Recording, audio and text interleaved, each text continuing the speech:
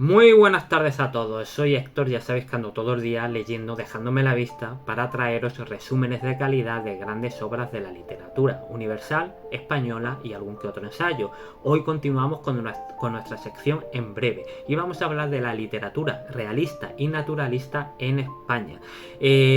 Contexto histórico, ya sabéis que arrancamos el siglo XIX con la Guerra de la Independencia, 1808-1812, y se cierra con la pérdida de Cuba y Filipinas, en lo que se conoce como el desastre de 1898. Fernando VII dejó de gobernar en 1833 y su hija Isabel II gobernó entre dicho año y 1868, siendo derrocada por la Revolución de la Gloriosa. Entre 1869 y 1871 se instala el gobierno provisional y de 1871 a 1873 el breve reinado de Amadeo de Saboya. Se abrió después la corta etapa de la Primera República, entre 1873 y 1874, a la que siguieron la jefatura de Estado de Serrano, 1874, y la restauración de la dinastía borbónica en manos de Alfonso XII, 1875-1885, hijo de Isabel II, tras el pronunciamiento de Martínez Campos. Muerto el rey, su segunda esposa, María Cristina, asume la regencia hasta 1902, año en que comienza a reinar su hijo Alfonso XIII. Se empieza, por otro lado, a organizar el movimiento obrero, fundándose, por ejemplo, el PSOE en 1879. Bueno, ¿qué es el realismo? El realismo es un movimiento cultural europeo propio de la burguesía, a la que no agradaban ni las fantasías ni los ideales románticos, que el realismo se desarrolló en la segunda mitad del siglo XIX. Priman los valores pragmáticos, no el idealismo ni la rebeldía romántica.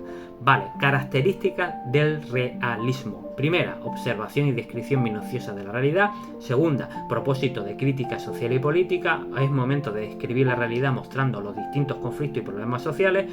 Tercera característica, estilo sencillo y sobrio. Ya no era momento de subjetivismo ni fantasía romántica. Y cuarta y última característica, predilección por la novela, género que se considera que era más adecuado para reflejar la realidad.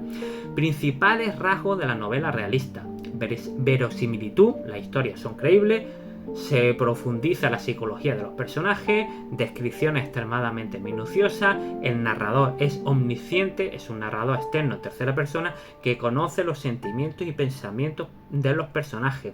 Estructura lineal, los hechos suelen transcurrir de forma lineal en el tiempo. Y por último, imitación del uso coloquial de la lengua. Los autores se esfuerzan en adecuar la lengua de sus personajes a su condición social y origen geográfico. Pues ahora vamos al naturalismo. ¿Qué es y quién fue su principal representante? Bueno, el naturalismo es una corriente literaria que se desarrolla en el último tercio del siglo XIX, principalmente en Francia. Su representante más importante fue Émile Zola, autor de Germinal.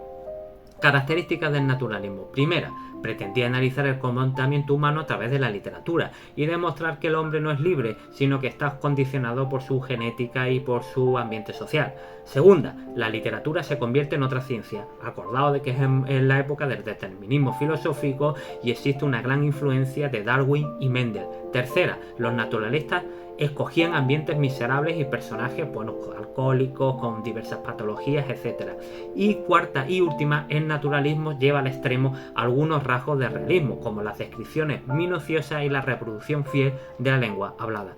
¿Cómo fue el desarrollo del realismo y el naturalismo en España? Bueno, el realismo triunfó, aunque de modo tardío, y el naturalismo no llegó a cuajar en España, ya que los escritores solo tomaron de él algunos recursos y obras.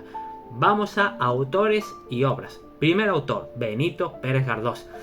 Nace en 1843 y fallece en 1920. Nació en La Palma de Gran Canaria, fue miembro de la RAE, poseía una ideología liberal y fue diputado republicano, y en los últimos años de su vida se quedó ciego y se vio obligado a dictar sus obras. Era llamado Don Benito el Garbancero, apodo que le puso Valle Inclán.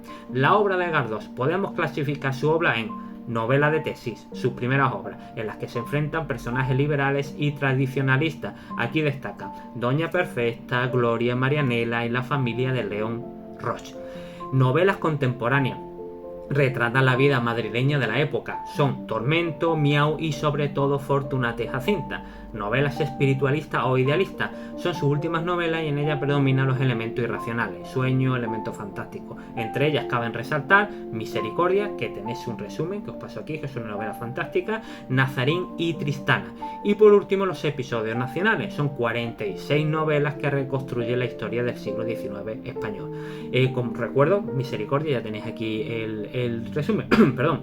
Bueno, por resumir el argumento de Fortunata y Jacinta. Bueno, esta novela narra la historia de Jacinta, casada con su primo Juanito Santa Cruz, perteneciente a la alta sociedad española. Este había tenido antes una relación con Fortunata, pobre y trabajadora.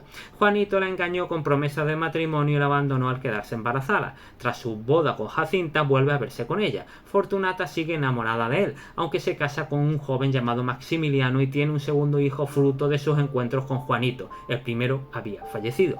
Mientras tanto, Jacinta sufre por no tener descendencia. A punto de morir, Fortunata entrega su niño a Jacinta, quien lo aceptará como propio y rechazará al marido, a quien ya no ama. Otro autor fundamental del realismo español es Leopoldo Alas Clarín. Algunas pinceladas de su biografía. Vivió casi toda su vida en Oviedo, nació en 1852 y fallece en 1901, fue catedrático de Derecho, ejerció como crítico literario y solo escribió 2 novelas, La Regenta y Su único hijo. El argumento de La Regenta. En breve, la novela plantea un triángulo amoroso entre 2 hombres, Álvaro Mesía, un don Juan, y Fermín de Paz, un clérigo conocido como el Magistral.